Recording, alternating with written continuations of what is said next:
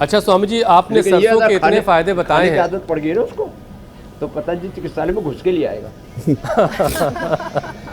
आपने स्वामी जी सरसों के तेल के इतने फायदे अब तक बता दिए हैं कि ईशान किशन ने अपने बल्ले को खूब सरसों का तेल पिलाया और सरसों के तेल से मालिश करके वो कल उतरे थे मैदान में कोलंबो के, और ज़बरदस्त उन्होंने जो धुनाई की है पाकिस्तानी गेंदबाजों की, वो कमाल रहा। अब जाहिर है कि वही तेल वो उन्होंने अपने शरीर पर भी लगाया और शरीर को भी मजबूत किया होगा, कंधों को भी, अपने शोल्डर्स को, अपने आर्म्स को भी पावरफुल बनाया होगा। इसके लिए काफ़ी मेहनत उन्होंने की होगी।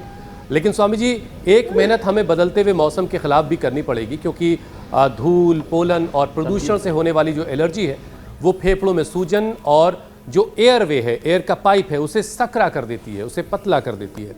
इससे सांस फूलने की परेशानी, खांसी भी काफ़ी लोगों को हो जाती है। तो स्वामी जी, इस मौसम में कैसे ख़ुद को ठीक रखा जाए और कैसे इन सारी चीज़ों पर कंट्रोल किया जाए?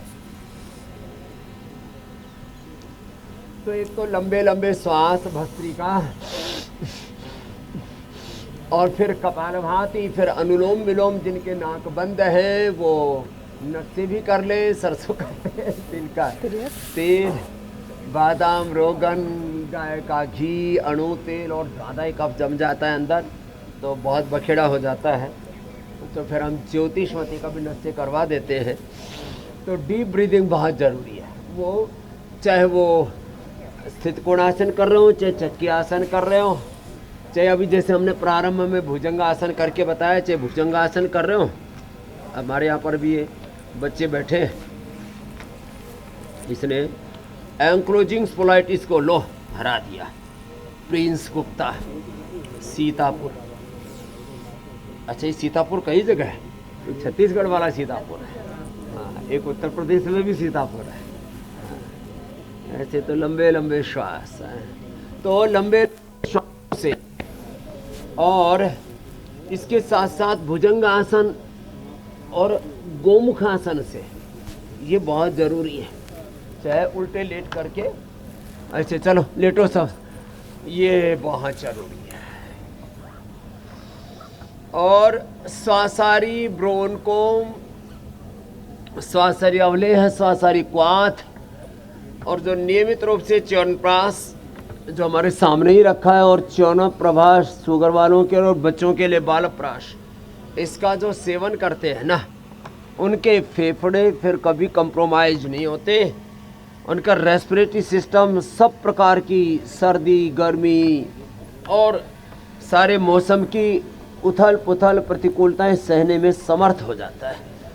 तो आप हमको देखते हो, और कभी कभी तो हमारी भागदौड़ इतनी ज़्यादा हो जाती है, सुबह कहीं, दोपहर कहीं, शाम को, एक दिन में 3 देश 3 स्थान बदल जाते हैं, लेकिन उसके बीच में भी अपना बैलेंस नहीं बिगड़ता। इसके लिए ये योग ज़रूरी है। तो भुजंगासन, गोमुखासन, और इसको सामान्य रूप से तो 10-20 बार, विशेष परिस्थितियों में तो हम 25-50 बार तक ऐसे करवा देते हैं, और इससे पूरे शरीर की ताकत भी बरकरार रहती है।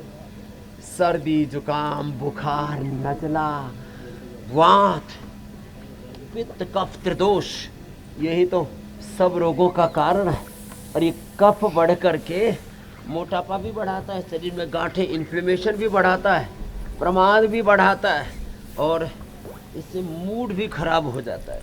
जब ज़्यादा सर्दी, मूड तो स्वामी जी भी बहुत अच्छा है, एक तरह से, और अभी आगे भी अच्छा रहने वाला है वर्ल्ड कप जीत तक। ये हालत हो जाती है, दिमाग सुन्न पड़ जाता है। क्योंकि कल मूड जिस तरीके से अच्छा हुआ है, उसके बाद अभी मूड आगे अच्छा रहने की पूरी गारंटी है। और जो लंबी सांस लेने की आप बातें कह रहे थे, लंबी सांस जो लेता रहेगा वो ग्राउंड पर भी छक्का लगाएगा और ज़िंदगी के ग्राउंड पर भी वो छक्के लगाता रहेगा। बस ज़रूरत इस बात की, गहरी सांस लेते रहिए, खूब ऑक्सीजन इंटेक करते रहिए, और योगा वर्कआउट रोज़ाना हमारे साथ ज़रूर कीजिए।